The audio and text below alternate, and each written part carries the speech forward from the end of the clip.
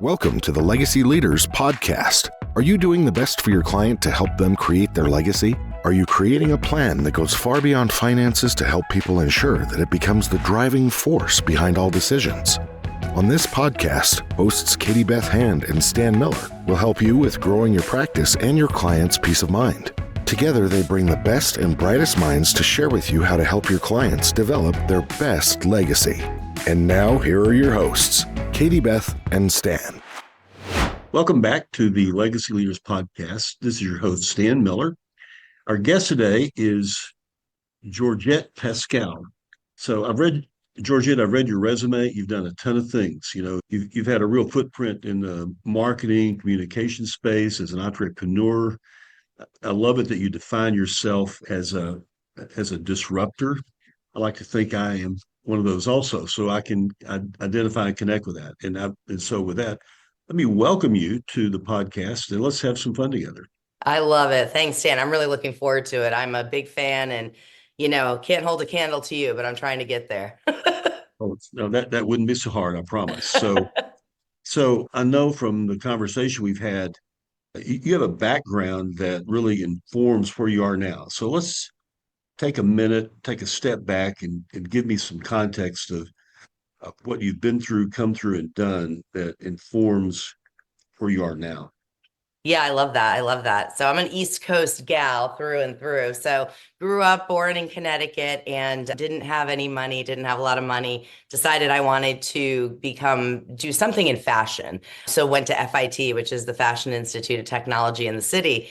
And it was really inexpensive and I could live on 7th and 27th and talk about a good life experience. It was really nice to move from a small town and I just loved the creativity and what I was able to do there. Got several degrees, not only in fashion, but also marketing communication, because I'm just someone who loves to talk, loves to learn, loves to listen, loves to moderate, all of that. So marketing just kind of came naturally to me. So I got a business degree as well. I ended up interning at a PR firm. I didn't even really know what PR was and just fell in love with it because it was all about still what I preach to this day, which we'll talk about, communication and connection. That's what I built my whole career on. It's what I build my personal brand, my life on, pass along to my kids, all of that. My whole thing has always been kind of legacy over currency and really bringing that to the forefront. So I fell into PR. I did all different kinds of PR, from sports to corporate to automotive, you name it. A lot of big agencies I worked at. And then 9/11 happened. I was laid off and, things weren't looking very good.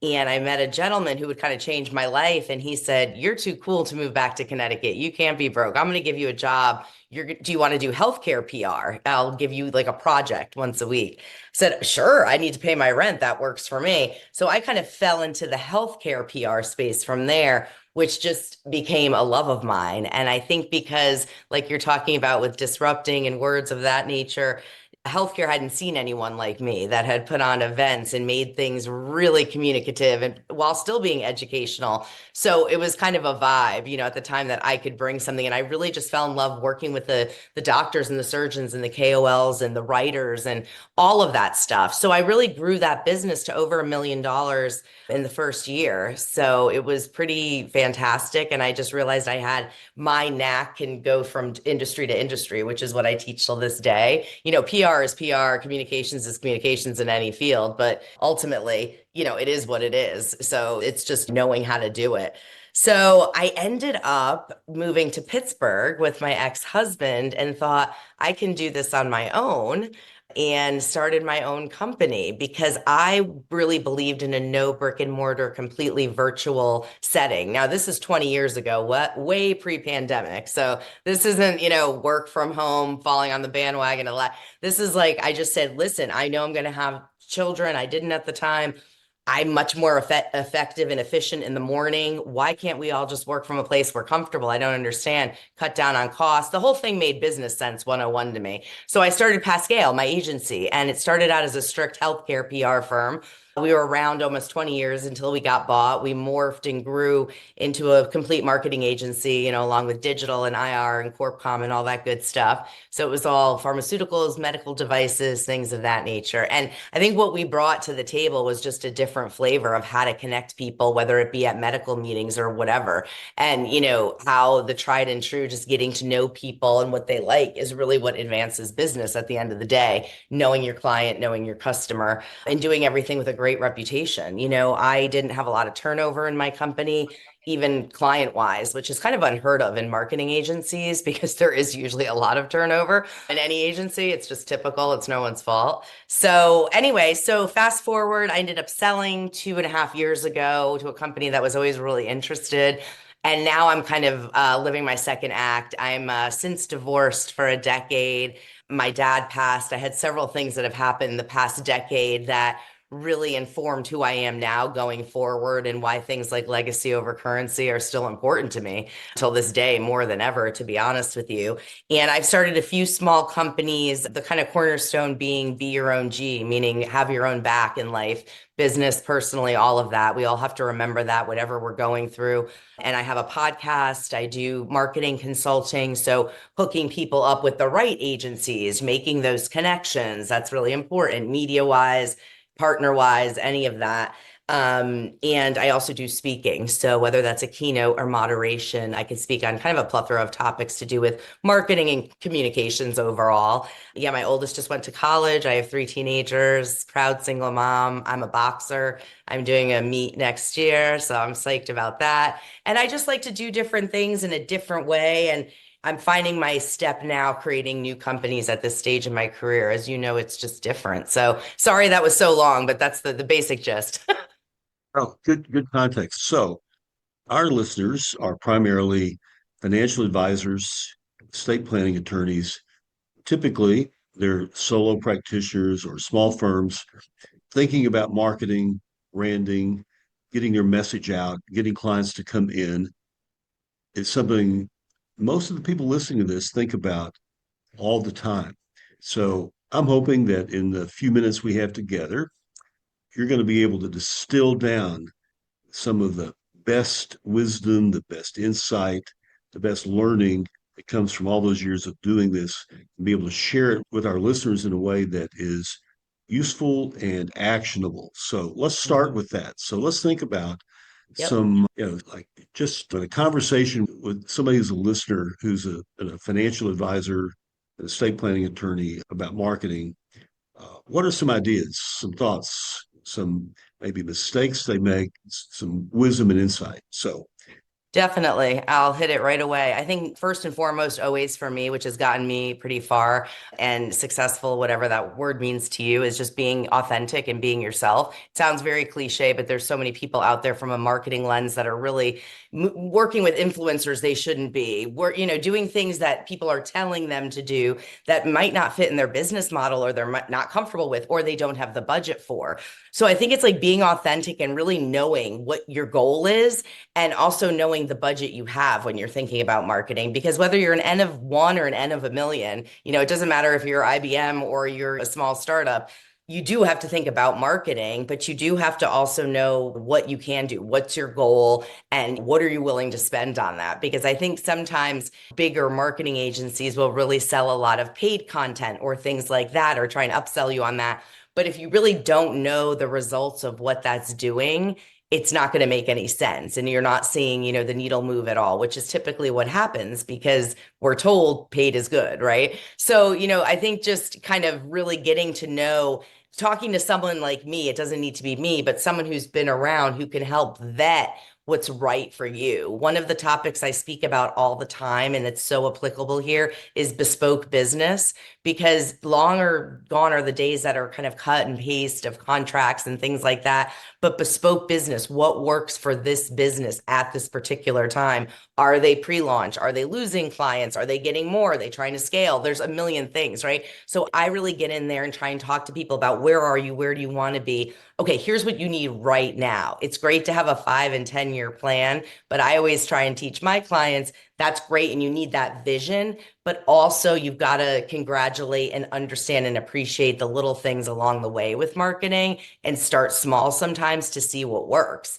It's not an art nor a science, right? So you really have to get that right combination, which might mean, trying a few things that you're comfortable with that don't break the bank or make you feel like you're not reaching your goal. So I think those are two big things, just kind of being authentic and knowing what you want and working with someone that could get you to those partners, because you could do a Google search, but let's be honest, it might not be the right fit for you. And that's kind of what I talk about. There's an argument, I guess, that any marketing, any advertising you do arguably might work a little bit, right? So, we all get promoted. Everybody listening to this, including myself here, we get pounded on Yeah. constantly by all these people out there that have their approach to marketing. And I listen to those pitches and I think, well, that might work. Everybody comes by to sell me advertising in a magazine or TV spot or whatever. There's an argument for any of that. It might work, right? I mean, you could run it and people respond. Could happen. So how do you sort through all that? Because you can't do everything. How do you decide what the right fit is in this moment for where my business is? That's a great question. I love it. And honestly, it's knowing, you'd mentioned advertising, which is obviously a huge part of the marketing mix. It's knowing your budget, but also knowing, hey, in terms of PR and grassroots stuff, that should be your first thing that you're thinking about. Your current clients, the kind of clients you want to attract, not going into some big advertising realm. I wouldn't advertise right away for anyone because you don't really know what that's going to do yet. You kind of need third-party endorsements, right? That's why I love PR as opposed to, because it's earned media, it's not paid media. So you're kind of educating. I like to, think of those terms synonymously, PR and education. And that's another reason I think Pascalle grew, because we didn't look at it as throwing Swiss cheese against the wall to see where it sticks, sending out multiple press releases to everyone. It was very targeted. So knowing that there is a targeted way to do something is huge, and starting with the general grassroots word of mouth of people that are already happy working with you and utilizing those testimonials, that's a huge thing to use and utilize. That's really true to yourself, but it's not you saying it. So it's always a bit more authentic coming from someone else, and how you can use that from a PR perspective. Maybe there's groups online. That's what someone like me would help with, certain LinkedIn groups, certain local digital papers where you don't need to advertise, but we could get an article to run that's more educational, that informs people about you. Maybe that's geographically targeted, maybe it's regionally, whatever you're doing, it's individualized. But I always like to say, start with that before you go to other things, like immediately doing a lot of social media, immediately doing advertising, because you just don't know yet. You want to build up a little something that you can put on your website, whether that's an article or an interview, a Q&A, or, something of that nature. Whatever stage of business you're at, it's always good to look at it that way and think kind of like old school and smaller in terms of who you want to get your message out and who it needs to go to, without paying the big budgets for like a paid endorsement, because that can come later to add to the mix. Talk to me about reviews.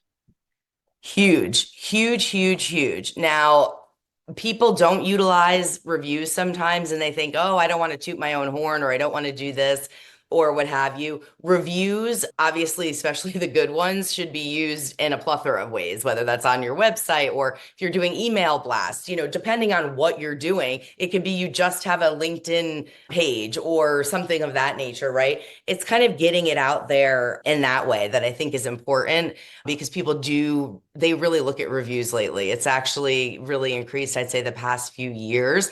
The downside to that is there's always people who think they're correct and want to talk and say things. Sometimes it can be perceived as negative. Maybe they gave you 2 stars for no particular reason. There's always reviews that maybe aren't so friendly. So that's why I never rely on them in totality, because when someone goes to look for you, they might see both sides of the coin. And, it's like my dad used to say, his side, her side, the truth. You got to know for yourself and try for yourself, right? So reviews are tricky. The positive ones, yes, there's always ways to utilize those. And that's even in your board meetings, saying, hey, guys, like, this is what we got the past few months in terms of reviews, good, bad, and ugly. going out with it internally and externally, but just obviously, culling and making sure you're aware of those maybe more negative reviews as well. So you can have a plan or at least be able to take something down or address something that's inaccurate. Okay, so yeah, how do you do that? If I get a negative review, do you have a strategy for how to deal with that? Is there Well, an it depends opportunity? on a few things. Is it true or not? Is it something maybe you could have gotten ahead of where, hey, I did mess this up. I could have done this better. And then you can reply immediately, do a direct reply, to that actual review, even if it's anonymous, which most people do these days. And which is actually not smart because people don't think they're real. So I think the people posting think that's a good thing to do to post it anonymously, but then it doesn't really carry any weight. You know what I mean? So it's kind of that dichotomy, especially on social media channel groups and moms groups and things like that. Well, they'll be saying, hey, I need a financial advisor. Can you recommend one? Then people will come in. And so it's getting ahead of it and trying to make sure, A, that doesn't happen. If it does, is it the truth? Is it real? Is it worth fighting? Is it some weird bot or someone who's got a beef for no reason, who's just making something up? Things tend to go away. No one's going to focus on it forever. I mean, if it's something really severe, then that's where, you might want to go on the record or do a video or talk about something openly, dependent on what it is. But, no need to make a big deal out of something if it's not that bad. And there's always a way to take things down that aren't true as well. Let's suppose then that I've graduated to the point where now it's time to start spending money on things like social media, Facebook, Instagram, whatever it is. Let's say I'm at the point where it's appropriate to do that. If I'm a service business, like our listeners are in the service industries, right? How do I think about what the budget should be for that? Is there a mathematical relationship between the amount of business I want to generate and the amount of money I spend? There's no like formulaic way to say X plus Y. You know what I mean? It's not that cut and dry. What I would say is if you are making decent profit and you're feeling good, going in from one year to a next, where you're obviously projecting and, like we all running companies, you kind of know, even if a few hiccups happen, what you have. I would say taking a portion of that is the way I used to do my marketing, even though a lot of it was internal to what I thought I could afford at the time. So even if it was taking a few percent kind of off the top where I'd say, I'm going to do it this year. This is right now. I can always change it, but this is what I'll allot for marketing because I'm doing more paid stuff, which costs more to support, more digital pages, more types of digital outreach, video. If you're a bigger company, video production, it can be done, not too expensive these days, but that's really where it should be going because everything's not static anymore. I always say like big social's over in a way. Like I feel like the pendulum's swinging where it's not just about influencers and people like that. It's getting back to real people like me and people who know what they're doing in a different way. It's focusing more on like the everyday person. I think we're going to see that trend, whether it's Snapchat or what have you. So I would say whatever you're comfortable with, at least be willing to say, okay, maybe 2% of this, entire gross or however you want to do it. Or maybe it's by quarter and then you can adjust it by quarter. But I would say if you're really serious about social and you're doing it right and you're a typical mid-sized company, then, the video and the social channels, whichever ones are most appropriate for you, do cost a little bit of money, but I don't think it's anything astronomical like pure advertising, which I would hold off on to complement that until at least, a quarter or two when you see how it's performing. I was at a conference the other day, and these guys were really promoting the idea of creating YouTube video. And what was really interesting is they have, and this is the first time I'd really seen it demonstrated. But I got to watch a video that they presented where they had a YouTube. It was a YouTube promotional ad, and it was this person who had a law practice doing the ad, but it wasn't her. It was her avatar. And so apparently they have technology now that allows you to like type up the script and feed it into a computer, and the computer creates the video of you doing this thing, right? Mm-hmm. So I was kind of blown away by that because I watched the video, and if you'd asked me, it looked like her. Yeah. Yeah. Where's And that that's where going? technology is going with AI and everything, where you can do that easily. So you don't need the huge marketing agencies sometimes anymore, because there's people you can work with as a consultant who will say, you can use CapCut in this and do this video and get the same result almost, or, teach it in that certain way. So I love that you said that, because it is a lot of like illustration and AI and avatars and kind of putting ourselves out there, rather than, I even see it in pharmaceuticals. I mean, I worked in finance and pharmaceuticals, obviously the two most highly regulated things, this with legal stuff and everything. And, we were still able to do so much in a way that made sense for everyone. So I kind of feel like the YouTube TV shorts, YouTube TV is going to be huge. Now they're airing all the NFL stuff on there and all that. So, I mean, it's just huge in general, but that's kind of where things are going. It's not so much just like the pharmaceutical influencers where this actress is promoting this eye drop or this thing, you see it kind of slowly showing real people where it's not so acted. And I think COVID had a lot to do with that. Like, I was always the most authentic person, but I feel like they want the realness now, right? So things like an avatar where we can kind of recreate ourselves or do holograms or utilize AI in some way. I think that's where a lot of conferences and events and things are going. You can't replace in person. We all love it. I still love in person. I created a virtual company and I just met with my financial team an hour ago in person, which was great. Our holiday lunch. So you always need one or the other, but like, let's utilize the good technology that we are allowed. So I love that you brought that up, because I've been seeing the same shift at certain conferences and, just different webinars and things I lead are just, even the way they look is different. So, in the time we have remaining, let me ask, you've done a lot of consulting work for different businesses. Uh, when you get hired by somebody, whenever they reach out and hire you, engage you to consult, what are some of the pretty obvious mistakes that you see people have been making at the time they hire you? I think most people spend money too quickly when they don't even know what they're spending it on because they're told to, and then they get mad at the results from a pure marketing perspective. So either they've hired a freelancer or a team from a big agency, and maybe they did decent work, but it really isn't netting anything and the ROI isn't there. So it's almost like they've been oversold and then they get frustrated. But there's always a way to continue. I mean, I've made a million mistakes in business. That's what I talk about on my podcast all the time. We all have, you know what I mean? So I think a big mistake is really just chill a little bit and talk to someone before you go and just sign up for some big contract. Maybe you don't need to be across 8 social channels. It might be more than you can manage, or it doesn't make sense at this point of where you are in business. So I think talking to someone, even if it doesn't even need to be someone like me, but a mentor, a group of people you trust. I mean, I've always had a kind of informal advisory board, everything I've done. And, that's always nice too. So I think you don't want to ask everyone's opinion. You don't go on a Facebook page and be like, I need a marketing agency. Everyone's going to pitch you everything.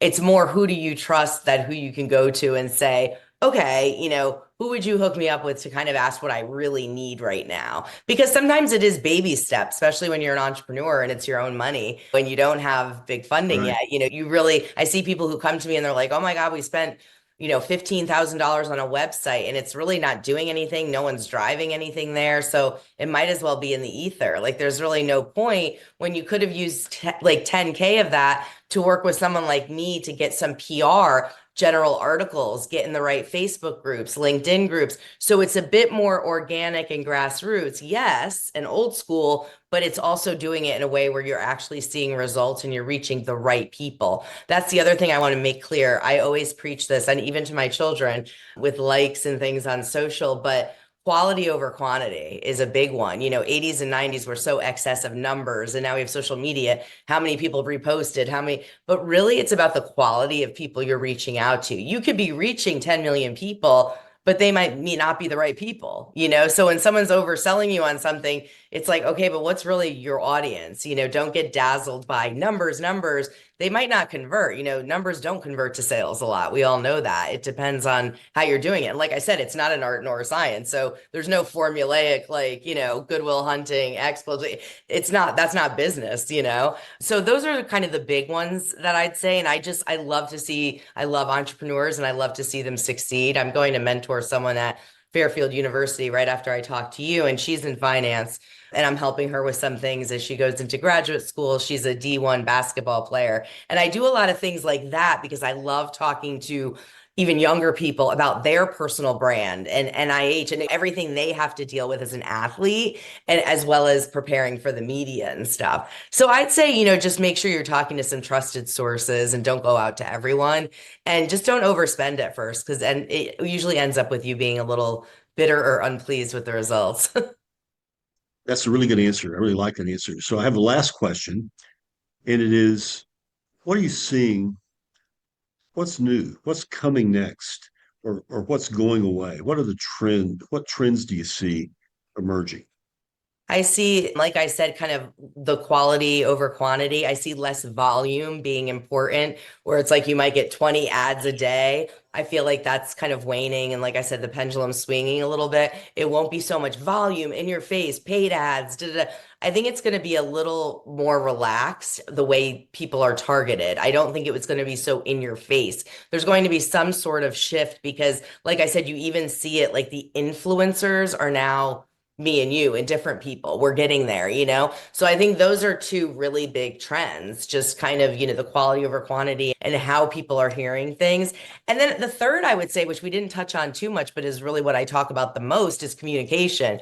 So the big question, you and I talked about was, how do you communicate with people? I don't teach people communications. Everyone knows basically what that is. But are you asking the all important question when you meet a client, a partner? How do you like to be communicated with?